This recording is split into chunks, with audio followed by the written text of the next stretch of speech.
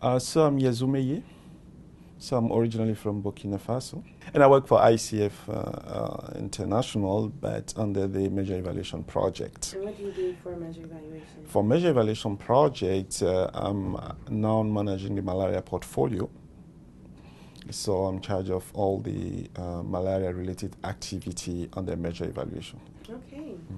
You recently gave a presentation covering the multi-agency impact evaluation approach. Yeah. Can you describe that to me? Tell me what that means. So the multi-agent impact evaluation is actually, let's say, I can call it global undertaking, which is basically linking several partners. And that includes the Global Fund, that includes also, let's say if we start, we have a PMI actually with PMI CDC and PMI USAID. The President's Malaria Initiative. The President Malaria Initiative, so the one actually who initiated that evaluation, but then brought on board other partners such as WHO and also the Global Fund to make sure that the evaluation effort is actually sort of bought into by all other partners. So why it was initially initiated by the PMI group or PMI team, it's like the Roll Back Malaria sort of kind of evaluation activity. Mm-hmm. Yeah. Okay. So they're buying into it. Okay. And what is the rationale for a multi-agency impact evaluation? Yeah, the rationale is that you have several partners actually working on malaria, because that's the material related to malaria, working on malaria in endemic country. So it's really difficult to have an evaluation which is sort of focused only on one particular sort of partner. So we need to have a kind of synergistic approach and make sure whatever achievement we are seeing is a collective achievement. Have we seen any achievements? Well, I mean, it's difficult to see so far, but it is very clear that we have an interesting increase in all the intervention coverage for most of those endemic country. And because in the recent decade there have been a lot of money going into it. Example of Tanzania, if you look at when I discussed in my my presentation at the meeting, it's very clear that we got a very substantial increase in funding in the recent decades going to malaria. So altogether for Tanzania, it's almost about 400 million that really USD, which went into malaria control activity coming from different partners, including Global Fund, PMI, and also the government contribution. The approach, probably I need to describe a bit the approach before we say where it was applied. So Okay. the approach overall is really to see whether we are able to demonstrate any impact on all the different interventions for malaria control. And the key intervention for malaria control is, let's say, the insecticide-treated bed nets, and also the treatment using a more effective drug, which is the artemisinin combination therapy. And other approach also includes the intermittent preventive treatment for pregnant women.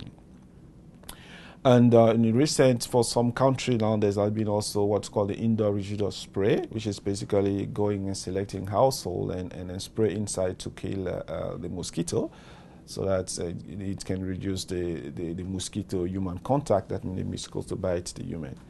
So if you see all those major interventions which have been actually demonstrated to be able to reduce malaria burden, now it went for most countries from really nearly, let's say, less than 10% coverage for most countries to more than 50% coverage in all these countries. So now it's time to see, okay, we have all this money, we have a good increase in coverage of this key intervention, so what are we seeing in terms of reduction of under 5 mortality? Because that's the group which is the most at risk and which actually die more of malaria-related disease.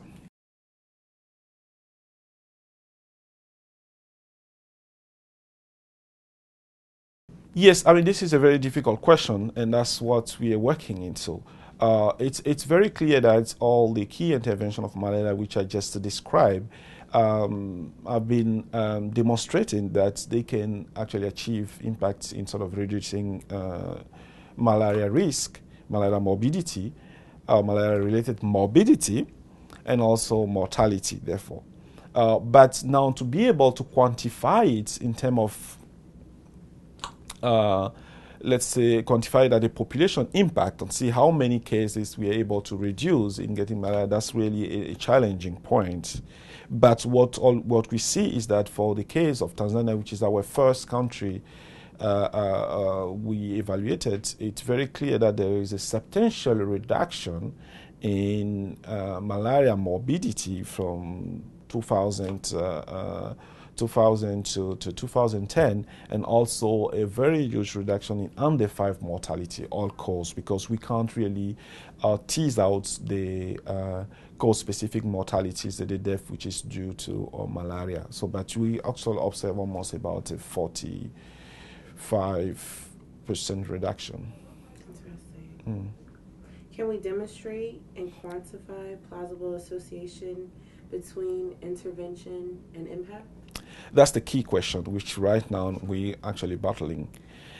Because as I just mentioned, the normal way to really quantify the impact of any intervention to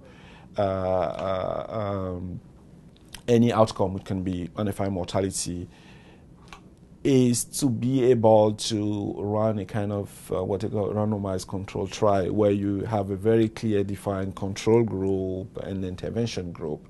So such a way that you know that if intervention doesn't happen, then that's what's going to happen to the group which did not get intervention.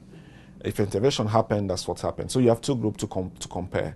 In this case, it's not possible because we are operating in an environment where most of the intervention for malaria are national scale. So everybody is exposed to the intervention. So we can observe that with a knowledge that a given intervention efficacy is X, and then therefore we should expect any reduction. So we will see a reduction. We can quantify the reduction like in all-cause mortality. We can quantify the reduction in morbidity. But it will be difficult to say this is exactly the intervention which achieved this level of reduction, because they're multifactorial. You can have, they have a health system factor who also contribute. There are the socioeconomic factor which also can contribute to all this. Most of, as I say, the evaluation, the approach is really to make sure that it's country owned. First, it's owned by all partners, but second, it's also a country owned, because first, I mean, it's a country we're evaluating. So they have to be sort of in the front line in this activity so that they can see their achievement, and that will help them boost their activity and also get more organized and see what needs to be done to achieve further results. So the approach was to get in-country institution to lead that, but the leader within country is first the National Malaria Control Program in Tanzania. So they're in the front line.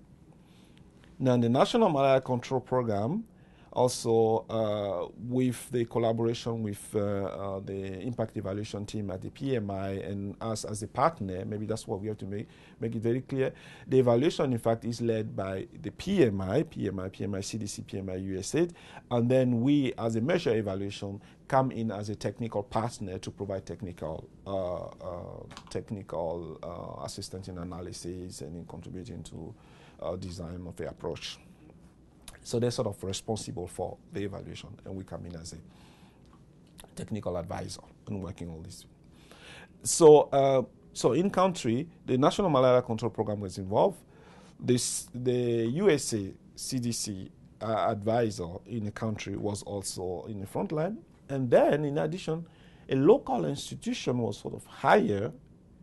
So that local institution has the technical capability, the technical expertise to lead that evaluation.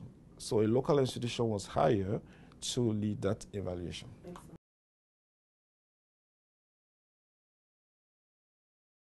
Yeah, to be very specific, what we know is that we have an interesting reduction of under 5 mortality. Yeah, from 2000 to 2010, there's a substantial reduction in under 5 mortality. So, which is really a great finding. Now, this reduction in mortality can, to some extent, be also attributed to malaria-related intervention, because we also observe a substantial reduction in malaria morbidity and also anemia, which is actually malaria-related morbidity directly. So, and this is linked to a substantial, almost more than 50% increase in intervention coverage like ITA. In this chain of events where you have high increase in intervention coverage, reduction in malaria-related morbidity, and at the end we have reduction in all-cause under 5 mortality, we think that's really a very interesting story. And that's a good achievement to be able to move from 40% to have a 45% reduction in mortality. Is actually a very interesting story to state. But still, as we're saying, we cannot attribute all this to malaria-related intervention, although we have tried to exclude other potential contributors, like looking at change in GDP, change in other child health intervention, and so on, which we think we observe some changes there, but those changes are not as big as to be able to affect this big reduction in under 5 mortality. Interesting. Yeah. How has the story been shared? So far, there is a PNI series which is written. That's a Progress and Impact series, which is written by the Roll Back Malaria. So what's happened, they just tell the story and looking at what is the effect of a different intervention in each country. And so after this evaluation was completed, the PMI team worked with the Roll Back Malaria team and wrote that PNI series, which was launched at the World Malaria Day by the president in Tanzania. I mean, that was the first official way that it was shared. But within the USA, the PMI team is also sharing it with manager and other people interested.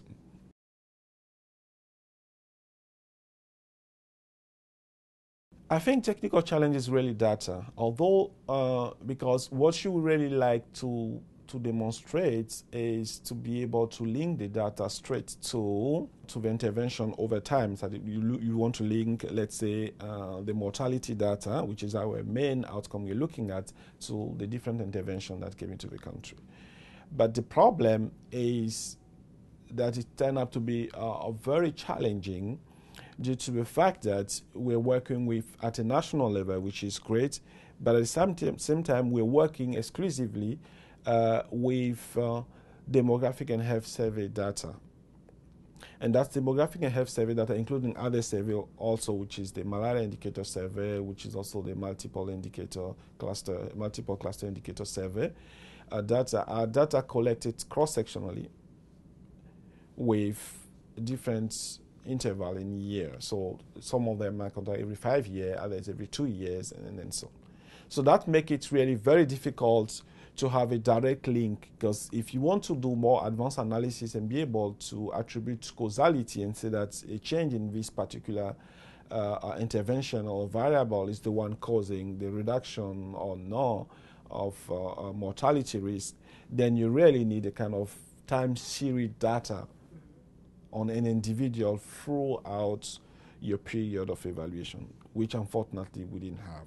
So we have to really rely on point and estimate data for different years. I mean, the approach is actually being challenging because what we do, we sort of use we do trend analysis, and then we use the plausibility arguments, just trying to rule out all other potential contributor in undefined mortality. So it's not like a kind of impact model that we're really running in terms of statistically to be able to attribute causality. Yeah, and this, of course, was the challenge due to what I'm just explaining, where first you have a problem of data, second, the intervention in a country is at a national scale, so it becomes very, very difficult.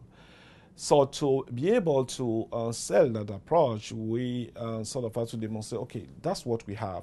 After 10 years down the line, we want to do an evaluation, so we are working retrospectively. So first we have to work with whichever data is there.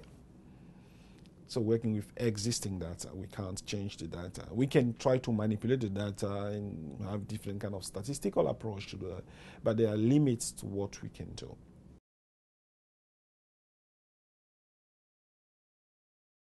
This is a good question, which I'm not sure with the impacts. With the Tanzania evaluation, we can make a conclusion that we have achieved country ownership. But the good story there is that the National Malaria Control Program was in the front line of its evaluation.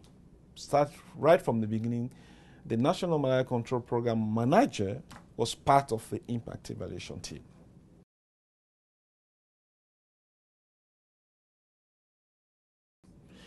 I think Tanzania, since Tanzania is the first country, so we're sort of learning why we're doing this stuff. We're doing the evaluation. So it was a kind of learning process. So it might be a bit difficult, although not impossible, to use it as a kind of model in the approach we use, because that will depend on country specific. In Tanzania, we got a good political will, a good commitment of a national malaria control program. And they were in the front line. They won this evaluation, and they were supportive of this evaluation. And in addition, we got in-country institution, research institution, very strong in-country research institution to get involved in this process. So that was good. But other country will probably may not have such kind of opportunities.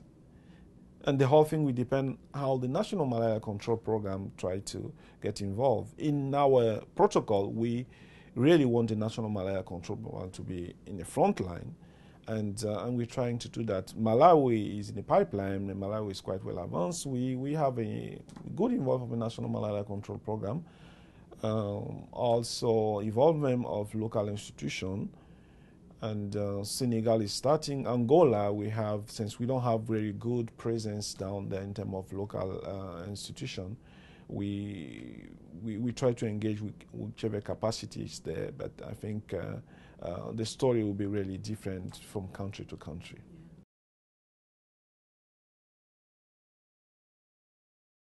Well, because this was the kind of national launch of a PNI survey the results, I think the significance here is actually to give credit of a country that a lot of effort is being put there, and the resources are actually directed in resolving the problem. And here is one of the examples. I mean, there's still a long way to go. If you look at on the level of under 5 mortality, there's a reduction. If I can quote one of the presentation, although you have very good reduction in mortality, you still have actually high mortality, which we can observe. If you see the figure here, in 2010, the under 5 mortality still remain actually very, very, very high. As you can see here, we have almost 81 per thousand, so which is actually still very high. So it moved substantially, as I say, from 140 to almost to 85. This is a big reduction. But there's still a lot to do. I think what I really like to share is that It's very important that measure evaluation get involved in such kind of activities. It's helped a lot, I think, from the last review of a measure evaluation project. One of the key things was that measure evaluation has been working quite a lot in the M, but the E is really a bit of lagging behind, which I'm sure is now going to be sort of the forecast for the whole measure evaluation project. And this is one of the example of the E, which is now being carried out and which is probably it's going to be of a sort of global interest with all those multi agents and all other partners involved. So to have measure within such kind of activity is really an interesting contribution, which we will be able to say. So we hope we still continue our efforts in working on this project, and so that when there is a kind of credit to be made in terms of what has been put in place to look at effect of intervention, measure evaluation can also be part of the story. Excellent. Yeah, so I think that's really one. The other thing which I would like to share is that there is a debate of which kind of evaluation you really can do. You move from the really the experimental design, which is kind of really be seen as the gold standard to be able to demonstrate the effect of intervention on the reduction of mortality. But they are challenging on this kind, especially when you look at national scale evaluation. So much as it's very important to be hard on the science and get to the right p-value and exact contribution, we need to be a bit flexible here and understand that in some way to be really very, very difficult to do this kind of hard design.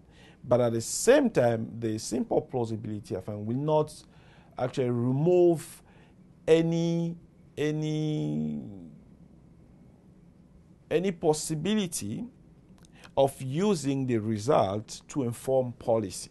It's fine if you get to the exact, decimal point estimate of what our reduction is, but we don't need that reduction, that decimal point, to be able to inform national program and inform program in terms of revising strategy. Mm-hmm.